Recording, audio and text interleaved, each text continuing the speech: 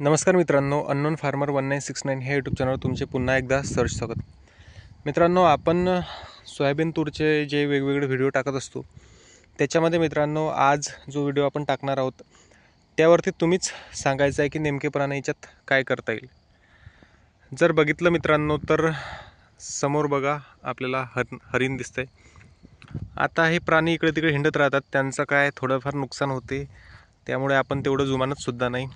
आणि आमच्याकडे 5-6 आहेत, तसे येतात, फिरतात, खातात आणि जातात. आता ते कशामुळे जास्त झालेत आता हेच तुम्ही बघा की इथं गवताचं प्रमाण, आता याच्यातलं जे मोजकं गवत आहे तेच ते खातात.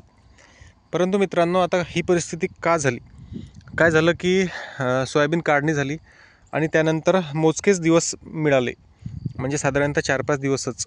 आणि त्यामध्ये काय झालं की आपल्या शेताजवळचंच एक क्षेत्र आहे, इथं ते जे सोयाबीन घरी नेलं ओलं होतं ते वाळू घातलं, 4-5 दिवस त्याच्यातच गेले आणि परत पाऊस सुरू झाला, त्यामुळे याची जी आहे मशागतच करता आली नाही.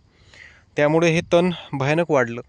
आता तुम्हीच कमेंट करा याच्यामध्ये आपल्याला काय करता येईल, कारण सध्या परिस्थितीमध्ये आता कालच खूप पाऊस झाला आमच्याकडे. रात्री 2:30च्या सुमारापासून ते 5:30 वाजेपर्यंत एवढा धोधो पाऊस झाला की भयानक.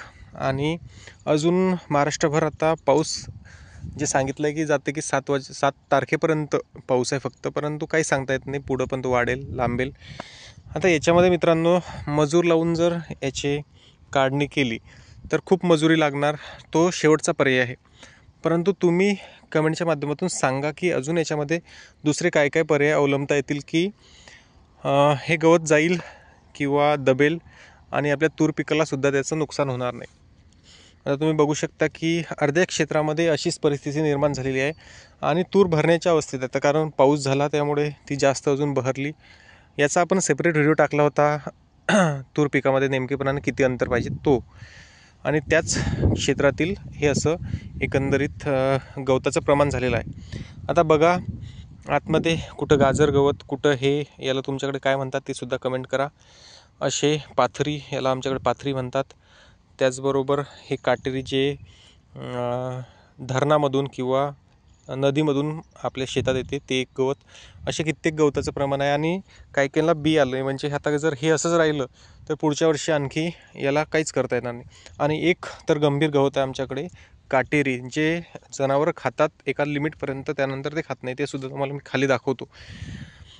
आता हे सगळे गवताचं एकंदरीत प्रमाण आहे, तुम्ही बघितलं की कशा पद्धतीने ते गवत आहे. आता याच्यामध्ये कुठल्या पद्धतीने काय करता येईल ते सुद्धा तुम्ही कमेंटच्या माध्यमातून सांगा. आता बरेच शेतकरी तणनाशकाची फवारणी सांगत आहे किंवा काय, परंतु मित्रांनो आता तणनाशक जर याच्यामध्ये वापरलं तर सध्या जर बघितलं तर 5-10% फुलावस्था आहे, याच्यामध्ये ते चालेल का ते सुद्धा तुम्ही कमेंट करा. म्हणजे याच्यापुढे अजून फुलं येतील, चांगला बहार येईल आणि तणनाशक वापरता येईल का हे सुद्धा तुम्ही सांगा. आता तणनाशक वापरता येईल, त्याच्यामध्ये सुद्धा प्रकार आहेत, ते सुद्धा कुठलं तणनाशक याच्यामध्ये वापरता येईल ते सुद्धा तुम्ही सांगा.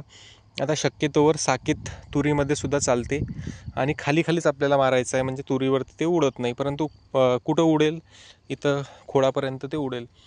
तर साकेत चालेल का, साकेतसारखे अजून सोयाबीन तूरमध्ये चालणारे तणनाशक आहे, त्यापैकी चांगला रिझल्ट कुठल्या याचा आहे, आणि विशेष म्हणजे आता साकेतचा रिझल्ट एवढ्या मोठ्या पिकावर होईल का, हे एक महत्त्वाचा फरक आहे. कारण मला थोडंसंच मारायचं होतं, तरी मी कृषी केंद्रावर गेलो, त्यानंतर त्यांनी सांगितलं की त्या साकेतचा परिणाम मोठ्या गवतावर होईल की नाही होईल, परंतु दुष्परिणाम तुमच्या तूर पिकावर होऊ शकतो.